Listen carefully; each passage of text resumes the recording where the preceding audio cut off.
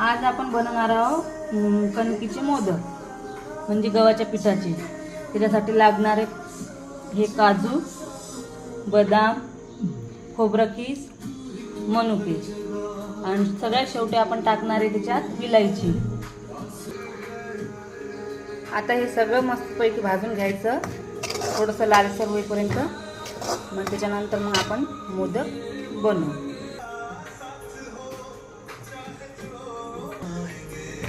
आता आपण त्याच्यात मस्तपैकी तूप टाकले। आता हे लालसर चांगलं झाले भाजून। आता याच्यात आपण थोडीशी साखर टाकू। साखर टाकले की थोडंसं थंड व्हायला मग नंतर आपण मोदक बनवू।